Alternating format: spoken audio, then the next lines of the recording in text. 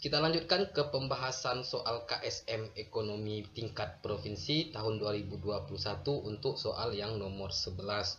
Nah, pada soal nomor 11, dalam perspektif ekonomi, sikap kesederhanaan, hemat, tidak berlebih-lebihan, dan tidak kikir adalah beberapa aspek perilaku yang dianjurkan dalam Islam, dengan tujuan untuk menjauhi semangat konsumerisme. Ayat dalam Al-Quran yang relevan dengan pernyataan tersebut adalah, seperti yang sudah saya jelaskan kemarin, kalau konsumsi itu erat kaitannya dengan kata akala yakulu, karena konsumsi dalam Al-Quran itu identik dengan makan. Nah, dari 4 pilihan jawaban ini, mana ayat Al-Quran yang ada kata akala yakulu yang artinya makan? Nah, yang ada kata akala yakulu itu adalah pada opsi jawaban C. Kalau kita terjemahkan, pilihan jawaban C ini adalah Al-Quran Surat Al-A'raf ayat 31. Hai anak cucu Adam, pakailah pakaian terbagusmu setiap kali masuk masjid, dan janganlah kamu makan secara berlebih-lebihan. Sesungguhnya innahu la yuhibbul musyrifin. Sesungguhnya Allah tidak menyukai orang-orang yang berlebih-lebihan. Maka jawaban untuk soal nomor 11 adalah jawaban yang C. Kita lanjutkan ke soal yang nomor 12. Firman Allah Subhanahu wa taala dalam Al-Qur'an surat At-Taubah ayat 34 berikut ini. Yang kalau kita artikan, dan orang-orang yang menyimpan emas dan perak dan tidak menginfakkannya di jalan Allah, maka berikanlah kabar gembira kepada mereka bahwa mereka akan mendapat azab yang pedih. Berarti pada surat At-Taubah ayat 34 ini merupakan perilaku menimbun. Nah, makna ayat tersebut dalam ekonomi berkaitan dengan A. Money hoarding, B. Money laundering, C. Money demand, dan D. Money supply. Money hoarding itu merupakan kegiatan suka menimbun kekayaan atau suka menyimpan barang-barang. Nah, tujuannya adalah agar memperoleh keuntungan yang sangat besar. Kalau money laundering itu adalah pencucian uang, kalau money demand itu permintaan uang, dan money supply itu penawaran uang. Maka yang tepat adalah jawaban yang A. Money hoarding, atau sikap yang suka menyimpan dan menimbun kekayaan. Kita ke soal yang nomor 13. Firman Allah dalam Al-Quran surat Al-Furqan ayat 20. Kalau kita artikan, dan kami tidak mengutus rasul-rasul sebelummu Muhammad, artinya rasul sebelum Nabi Muhammad, melainkan mereka pasti memakan makanan dan berjalan di pasar-pasar, dan kami jadikan sebagian kamu sebagai cobaan bagi sebagian yang lain. Maukah kamu bersabar? Dan Tuhanmu Maha melihat. Makna ayat yang terkandung pada surat Al-Furqan ayat 20 ini adalah A. Distorsi pasar, B. Penawaran, C. Mekanisme pasar, dan D. Permintaan. Nah, distorsi pasar itu merupakan suatu keadaan di mana pasar mengalami gangguan. Artinya mekanisme pasar mengalami ketergangguan, baik itu dari sisi permintaan maupun sisi penawaran, ataupun gangguan dari segi harga, di mana harga naik di atas harga rata-rata. Itu merupakan maksud dari distorsi pasar. Sedangkan penawaran itu sejumlah barang yang ditawarkan oleh produsen kepada konsumen. Nah, mekanisme pasar berarti dalam mekanisme pasar ada permintaan, ada penawaran. Selanjutnya, permintaan itu merupakan sejumlah barang yang diminta oleh konsumen kepada produsen. Kalau kita perhatikan ayat, dan kami jadikan sebagian kamu sebagai cobaan bagi sebagian yang lain. Nah, berarti ayat ini cocok menjelaskan tentang fenomena distorsi pasar. Jawaban yang A. Kita ke soal yang nomor 14. Manajemen terdiri atas unsur-unsur manajemen, fungsi-fungsi manajemen, dan prinsip-prinsip manajemen. Penjelasan tersebut sesuai dengan firman Allah dalam Al-Quran surat Al-Anfal ayat 27 sebagai berikut. Ya ayyuhallazina amanu la ta'kunullaha wa rasul. Kalau kita artikan surat Al-Anfal ayat 27 ini, wahai orang-orang yang beriman, janganlah kamu mengkhianati Allah dan Rasul, dan juga janganlah kamu mengkhianati amanat yang dipercayakan kepadamu. sedangkan kamu mengetahui. Manajemen yang dimaksud dalam ayat tersebut adalah A. Perencanaan, B. Akuntabilitas, C. Pengawasan, dan D. Kompetensi. Nah, nomor 14 cocok itu adalah jawaban B. Akuntabilitas. Akuntabilitas ini artinya kita terbuka, tidak ada yang ditutupi dan tidak ada yang dikhianati. Soal yang nomor 15, hadis Rasulullah SAW yang diriwayatkan oleh Abu Dawud dan Ibnu Majah dan At-Tirmizi sebagai berikut.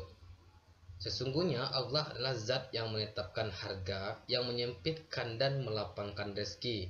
Sesungguhnya aku berharap bisa berjumpa dengan Allah dalam keadaan tidak ada seorang pun yang kalian yang menuntutku disebabkan kezalimanku dalam urusan darah maupun harta. Makna yang relevan dengan hadis tersebut adalah A. Uang, B. Bank, C. Bunga, dan D. Harga. Hadis ini cocok untuk menjelaskan fenomena harga.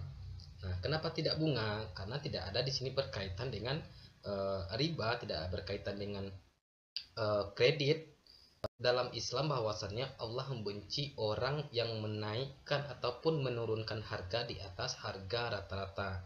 Contoh, misalkan harga minyak goreng di pasaran itu 1 kilonya 7.000. Maka dalam Islam itu diatur, mekanisme pasar itu diatur, tidak boleh kita menaikkan harga terlalu tinggi atau tidak boleh menurunkan harga terlalu rendah. Kalau harga terlalu tinggi maka akan terjadi yang namanya peristiwa eksploitasi terhadap si konsumen. Sedangkan kalau harganya terlalu rendah maka akan menyebabkan penjual rugi. Maka harga sangat diatur oleh Islam. Tapi dalam ekonomi konvensional, masalah penetapan harga itu tidak masalah. Malah dalam ekonomi konvensional tujuan utama dari memproduksi barang dan jasa itu adalah mencari keuntungan yang setinggi-tingginya. Nah, ini bertentangan dengan ajaran Islam atau ekonomi syariah. Kita ke soal yang nomor 16, surat Al-Maidah ayat 1 berbunyi, Ya ayyuhallazina amanu aufu bil uqud. Makna penggalan dari ayat di atas bil uqud dalam pencatatan akuntansi dikaitkan dengan. Nah, kalau kita terjemahkan surat Al-Maidah ayat 1 ini, hai orang-orang yang beriman, penuhilah janji-janjimu. Nah, bil uqud artinya janji-janji. Pertanyaan soal makna penggalan dari ayat di atas bil uqud yang artinya janji-janji dalam percatatan akuntansi dikaitkan dengan. Ini berkaitan dengan persamaan akuntansi. Nah, persamaan akuntansi itu adalah sebuah persamaan yang menunjukkan di mana jumlah harta harus sama jumlahnya dengan utang ditambah modal. Nah, maka jawaban nomor 16 itu adalah peningkatan profit. Ketika kita menerima keuntungan, maka itu dicatat sebagai pendapatan. Nah, pendapatan itu juga merupakan kas bagi perusahaan kita. Kas itu merupakan harta, maka jumlah harta harus sama dengan jumlah modal ditambah dengan kewajiban utang atau utang dan kewajiban.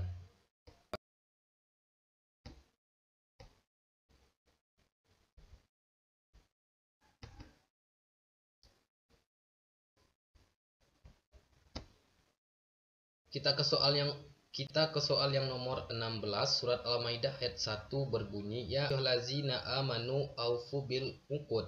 Makna penggalan dari ayat di atas bil uqud dalam pencatatan akuntansi dikaitkan dengan. Nah, bil uqud itu merupakan akad-akad. Hai orang-orang yang beriman, penuhilah akad-akadmu. Nah, akad-akadmu itu sama dengan janji-janjimu. Yang kalau kita kaitkan ke akuntansi itu sama dengan transaksi utang piutang. Maka nomor 16 ini menjelaskan tentang konsep persamaan akuntansi. Nah, persamaan akuntansi itu adalah sebuah persamaan yang menunjukkan di mana jumlah harta harus sama dengan jumlah utang ditambah modal. Nah, yang A, peningkatan profit dicatat sama dengan peningkatan ekuitas dan kewajiban. Nah, artinya profit itu merupakan pendapatan seseorang yang nantinya akan menjadi kas bagi perusahaan. Maka kas itu merupakan harta kita. Jadi peningkatan profit dicatat sama dengan peningkatan ekuitas dan kewajiban. Nah, berarti profit di sini itu merupakan harta perusahaan. Sesuai dengan persamaan akuntansi, jumlah harta itu harus sama dengan jumlah ekuitas tambah kewajiban. Atau peningkatan profit dicatat sama dengan peningkatan ekuitas dan kewajiban. Soal nomor 16 itu jawabannya yang A. Kita lanjutkan ke soal yang nomor 17. Planning atau fungsi perencanaan dalam manajemen dijelaskan sesuai makna ayat Al-Quran berikut.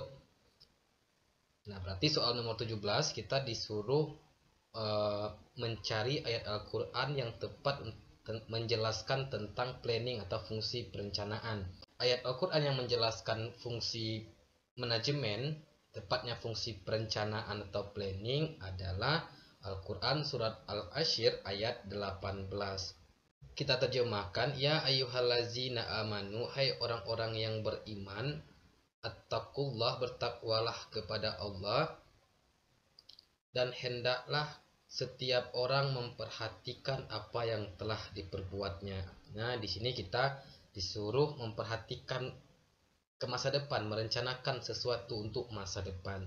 Nah, sesuai dengan ayat, sesuai dengan fungsi manajemen, itu merupakan fungsi perencanaan atau planning.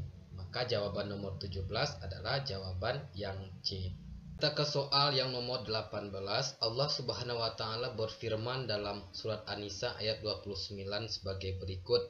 Ya ayyuhallazina amanu la ta'kulu amwalakum bainakum bil batil. Hai orang-orang yang beriman, janganlah kamu makan harta saudaramu secara batil, illa antaku, kecuali dengan dasar atas suka sama suka. Kegiatan pemerataan penghasilan atau income smoothing dana pihak ketiga dapat dilakukan pada lembaga keuangan syariah, baik bank ataupun non-bank. Berdasarkan makna ayat tersebut, yang bukan merupakan tujuan dari income smoothing adalah, nah, berarti income smoothing ini adalah pemerataan penghasilan. Kalau kita lihat, yang B, yang C, dan D itu merupakan produk dari bank syariah. Yang A itu bukan merupakan produk bank syariah. Antisipasi inflation targeting framework. Nah, artinya ini penetapan sasaran inflasi. Artinya bank sentral itu menetapkan pada jenis-jenis barang apa saja yang akan dilakukan inflasi. Nah, itu merupakan pengertian dari antisipasi inflation targeting framework. Nah, artinya di sini yang poin A itu produk bank sentral, maka sesuai dengan soal, yang bukan merupakan tujuan income smoothing adalah yang A, antisipasi inflasi.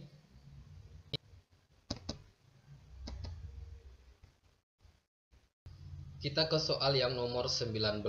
Perhatikan kurva batas mustahik dan muzaki dari pernyataan berikut.